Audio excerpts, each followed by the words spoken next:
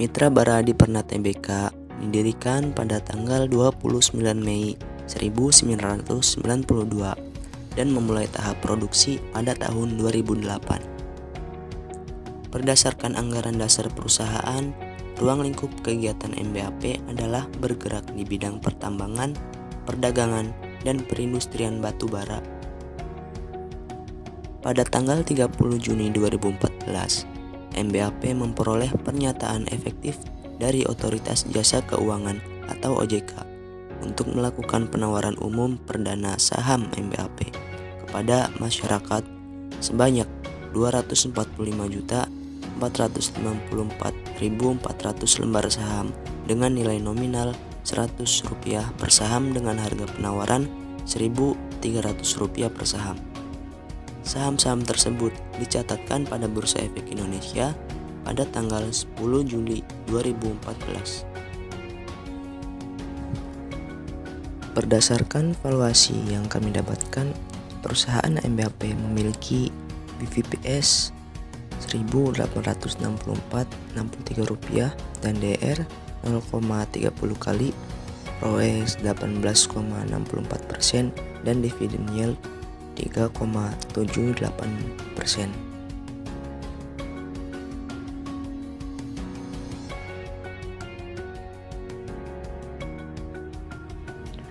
Bara Multi Sukses Sarana Tbk atau yang dikenal dengan kode BSSR didirikan pada tanggal 31 Oktober 1990 dan memulai kegiatan usaha komersialnya pada tahun 1990. Tambang batubara BSSR memulai tahap produksi pada bulan Juni 2011. Berdasarkan anggaran dasar perusahaan, ruang lingkup kegiatan BSSR bergerak dalam bidang pertambangan dan perdagangan batubara, pengangkutan darat, perindustrian, dan pemborongan bangunan. Batubara yang dipasarkan Bara Multi mempunyai kandungan kalori medium dan kadar sulfur yang rendah.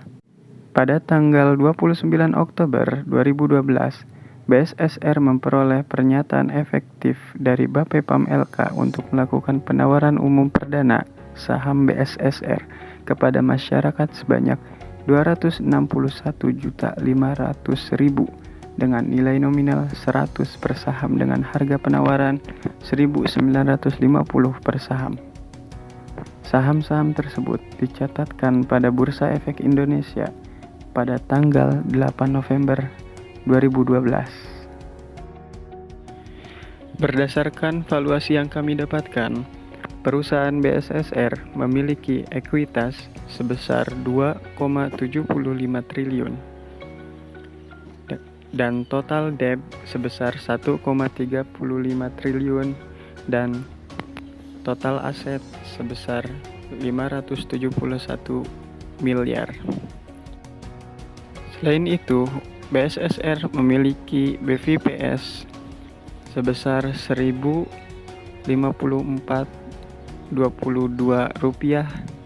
dan DER sebesar 0,49 kali dengan ROE 20,71% dan dividen yield sebesar 9,12%.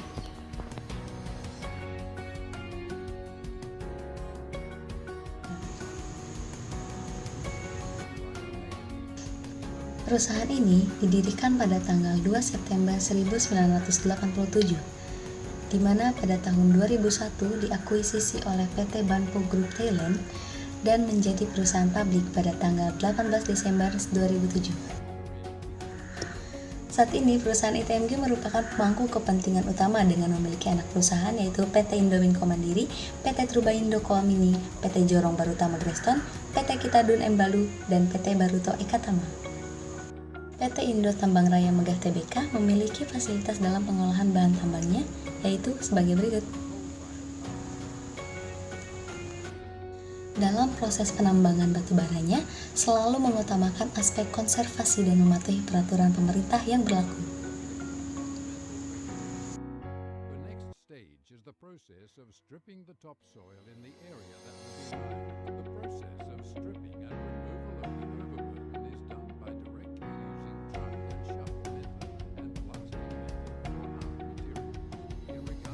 Tambang Raya Megah Tbk, setelah persiapan hampir setahun, penawaran saham mereka akhirnya terrealisasi. Sebanyak 225.985.000 saham baru atau setara dengan 20% maksud saya dari saham yang beredar yang ditawarkan kepada publik dengan harga 14.000 per lembar saham. Pada hari pencatatannya, yaitu pada tanggal 18 Desember 2007, harga saham ITM tercatat ditutup dengan harga Rp19.600 di Bursa Efek Indonesia, di mana ini menunjukkan bahwa saham ITM memberikan keuntungan sebesar 40% dari harga awal penawaran, dengan dividen yield sebesar 1,38%, DVS sebesar Rp11.764,94 dengan DER 0,44 kali, ROE sebesar 12,8%.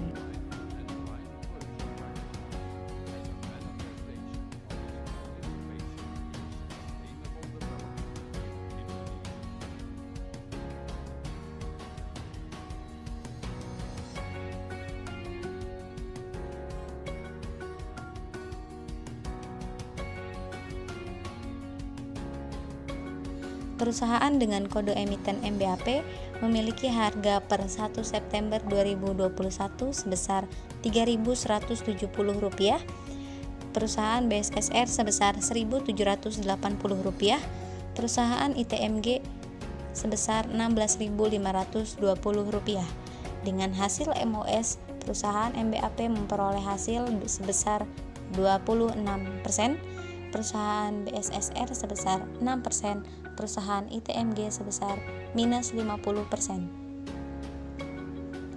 Adapun hasil ROE-nya, perusahaan MBAP sebesar 18,64%, BSSR sebesar 20,71%, ITMG sebesar 12,8%. Sedangkan hasil DER-nya, perusahaan MBAP sebesar 0,30 kali, BSSR sebesar 0,49 kali, ITMG sebesar 0,44 kali, dengan dividen yield yang dibagikan oleh perusahaan MBAP sebesar 3,78%, oleh perusahaan BSSR dibagikan sebesar 9,12%, perusahaan ITMG membagikan dividen yield sebesar 1,38%. Sebagaimana yang kita ketahui, ROE atau Return on Equity adalah indikator kinerja perusahaan dengan membandingkan laba bersih dan total modal. Dapat kita lihat, perusahaan dengan kode emiten BSSR memiliki hasil ROE paling tinggi, yaitu sebesar 20,71% di antara dua perusahaan lainnya, yaitu MBAP dan ITMG. Ini menandakan bahwa perusahaan BSSR lebih baik dalam kinerja laba bersih dan total modalnya. Nah, jika untuk DER atau Debt to Equity Ratio adalah rasio untuk melihat berapa besar utang dibandingkan dengan total ekuitas yang dimiliki perusahaan. Utang yang besar dapat menjadi risiko bagi suatu perusahaan. Dalam penghitungan DER ini, perusahaan BSSR juga memiliki hasil yang paling tinggi seperti itu. Dengan semakin tingginya hasil dari DER tersebut, maka semakin tidak disarankan untuk berinvestasi di sana karena perusahaan tersebut lebih mengandalkan atau lebih mengutamakan hutang untuk menjadikan kelangsungan dari perusahaannya. Perusahaan dengan kode emiten MBAP memiliki margin of safety itu paling tinggi yang memberitahukan kita bahwa indikator keamanan perusahaan MBAP itu lebih tinggi atau lebih baik dibandingkan dua perusahaan lainnya. Sebelum pada kesimpulannya, angka baiknya kita mengetahui bahwa sektor energi merupakan sektor perusahaan dengan memiliki siklus yang cyclical. Artinya perusahaan tersebut ada kalanya selalu naik harganya, ada kalanya beberapa tahun turun seperti itu. Ketika harga batu bara naik, maka perusahaan akan mendapatkan keuntungan yang banyak. Tetapi ketika keadaan sedang biasa-biasa saja, perusahaan tidak akan mendapatkan untung yang banyak atau bahkan harga tersebut bisa turun seperti itu. Nah, maka dapat kita simpulkan bahwa perusahaan yang dipilih itu adalah perusahaan yang MOS-nya paling besar. Karena dalam berinvestasi, kita tidak hanya membutuhkan data yang tinggi atau rendah, melainkan keamanan kita dalam berinvestasi. Seperti itu.